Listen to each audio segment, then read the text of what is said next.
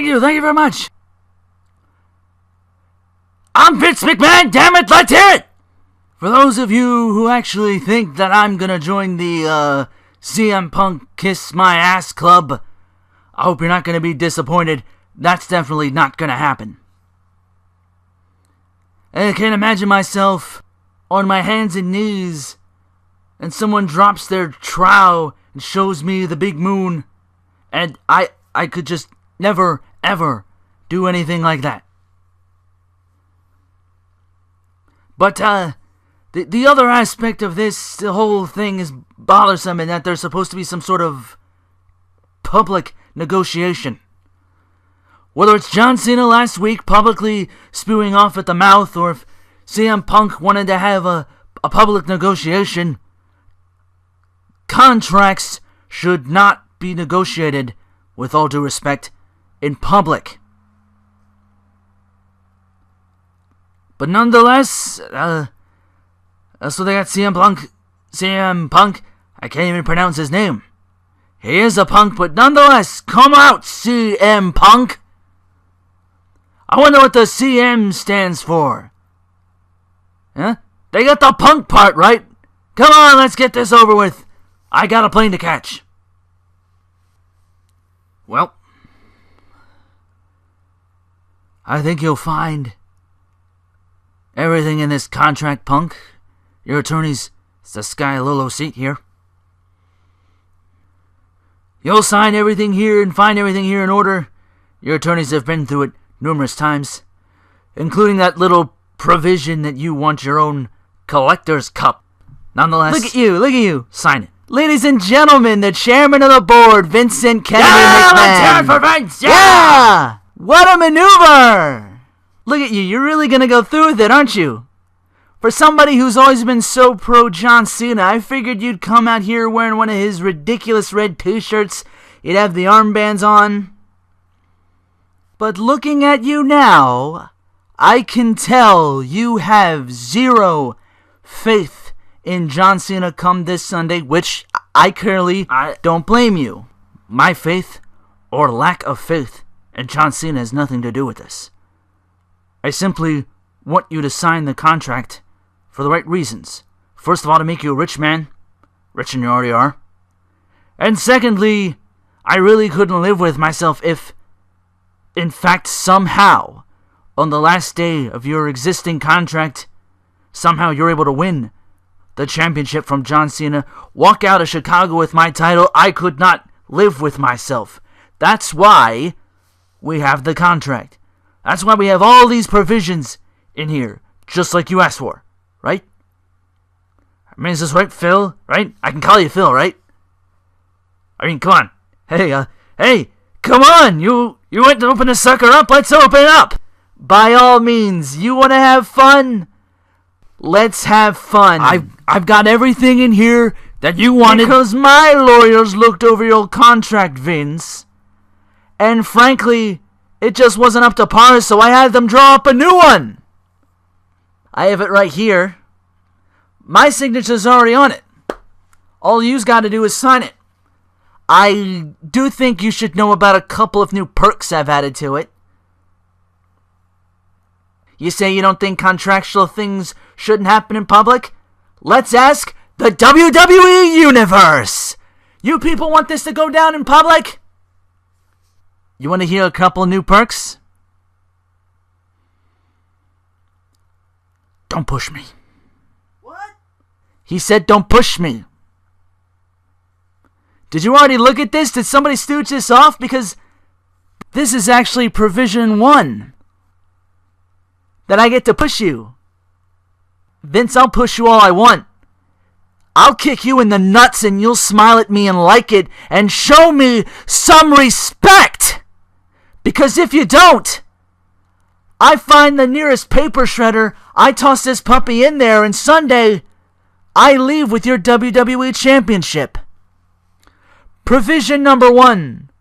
For a superstar, such as myself, first class travel is not good enough. I want my own jet.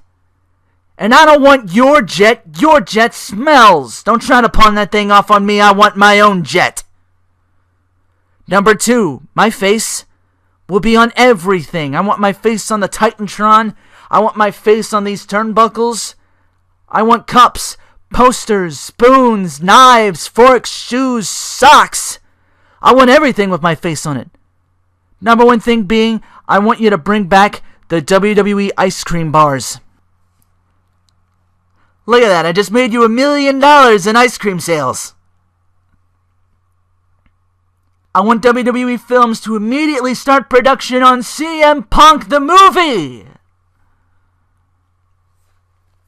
You can call it The Chaperone 2, except mine'll be funny and entertaining and successful. And one last thing, the main event of WrestleMania being John Cena against your buddy Dwayne. That's The Rock for nobody who watches bad Disney movies, alright?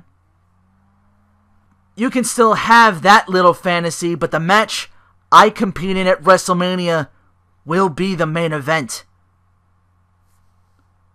Those are just a few of many new perks that my lawyers have added to the contract. The last thing that this contract states is that you apologize to me.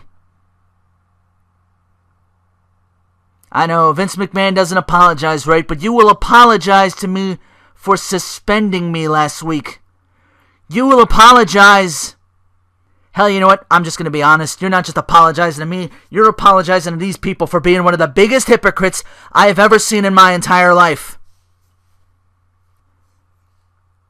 As far as your anti-bullying campaign goes, you're one of the biggest bullies I have ever met in my entire life, and you will apologize. I have had friends, very talented friends, work for this company and be unceremoniously fired. They deserved it! They deserved it? They deserved it? Why? Because you don't know what makes a superstar in 2011? You don't know what these people want? You want to punish people for actually liking professional wrestling? Guys like Colt Cabana? Guys like Luke Gallows? Huh?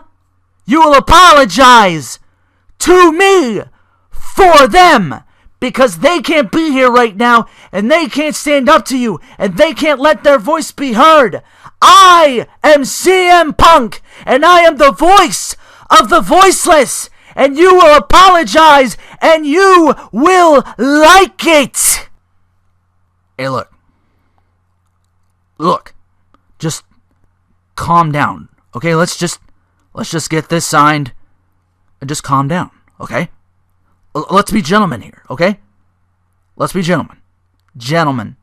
Let's be gentlemen. Should we be gentlemen or should we apologize? Vince, sign the contract and apologize and spare your company any further embarrassment. Let's just get this over with, okay? Come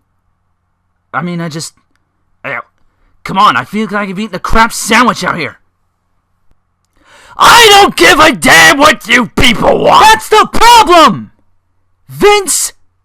That's the problem! You don't give a damn!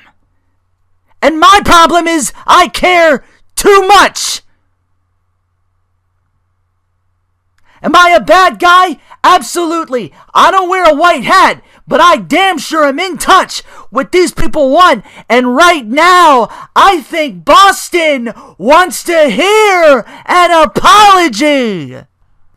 I'm sorry, okay? I'm sorry.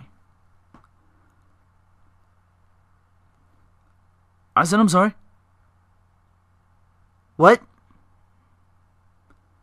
I said I'm sorry. What? If there was ever an appropriate time. What? I apologize, you son of a bitch! It's better than winning the world title 3 times. Vince McMahon just apologized to CM Punk. Yeah, pick it up and sign it before the stock plummets some more. Come on. Fine speech. Listen to them, man. They love you. And they'll love you in your hometown, Chicago. And that's the night you walk out on each and every one of them. You want to sign that? You want to cave into a terrorist? I'm not going to tell you what to do. Last week, I asked you for a match. A match that you earned, and a match that you want to see, and I think that's worth standing up for. But right now, you guys are like a bunch of kids. A bunch of spoiled brats. I want this. I want that. I have this. I have that. I like this. I like that. Would you guys? Look at you. Look at you. I get it. You feel mistreated at work and you hate this guy. I hate him too. You know how many days I walk into a WWE locker room and want to rip his face off with my bare hands? And make it into a cute little floor mat. You know, something classy you get in Bed Bath & Beyond. And then go out and step in crap. And then take my crappy shoes and wipe them on that floor mat that I just made out of his guy's face. And then my dog come pee on that floor mat that's Craftsman wiped on and flush it down the toilet. That's how much I hate this guy. But I show up for work every day. Because if we have a disagreement, when we don't see eye to eye, if I don't show up, sure, it short-sides him. But these people paid a lot of good money to be here tonight. And they're the ones who really take it on the chin. These people right here, these people watching at home, you talk about hypocrites. Punk, you're the biggest hypocrite of them all. You will ask these folks if they want to see an apology. You will ask these folks to be the voice of the voiceless. And then you will leave. There is a man who stepped in this ring not too long ago and said, finally he was home. Don't even go there. And then he was never leaving again. Easy, dragon breath. My God, would you eat Bigfoot's diaper? My point is, I know you're not that guy. But here you are making a ridiculous list of demands that he cannot meet, because all you want to do is take this and walk out. Because your strongest attribute is also your biggest flaw. You are CM Punk. You beat to your own drum, and I admire that. But in the path of doing things you want to do, you've lost sight of everything. Oh, I'll stop you right there. I'm not going to have you sit here and belittle me, say, I've lost sight. I've lost sight of things, John. The reason I say I'm going to take that and walk out is because I don't fit a certain mold. Because I am the underdog, and that's exactly what you've lost sight of. Earlier in this ring, you mentioned great wrestlers like Eddie Guerrero, and you said that they used to look at you and think that the kid couldn't hang. And now you stand here and look at me as the kid that can't hang. John, I was hanging off of your gangster car, WrestleMania 22, as it rolled down in Chicago, Illinois, and I stood there in a suit, looking as ridiculous as that man looks right now in a suit, holding a phony Tommy gun, and I said to myself, someday I'm not going to be standing out there watching you in the ring. I was going to be standing in the ring watching you go down to CM Punk. And now here we are in your hometown of Boston. And now next week, we'll be back in my hometown, Chicago, Illinois. And this is the part where I talk him into the building. See, you are the one that's lost sight. And I apologize for raising my voice because I'm not that guy. But when you stand here and tell me that I've lost sight, when you, the 10-time champion, who stand for hustle, loyalty, and respect, who from Boston, Massachusetts, lives and breathes these red colors, the same colors as your beloved Red Sox, who also portray themselves as the underdog. I'm sure just like the Bruins portray themselves as the underdog, just like the Patriots think they're the underdog. Hey, how about those Celtics? Easy. Are they the underdogs too? Here is what you've lost sight of, John. And I'm real happy that your father and your wife are sitting in the front row so they can hear it. That's the last time I'm going to tell you. Ease up. What you've lost sight of is what you are.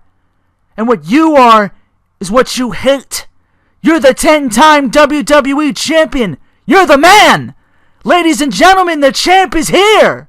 You, like the Red Sox, like Boston, are no longer the underdog. You're a dynasty. You are what you hate.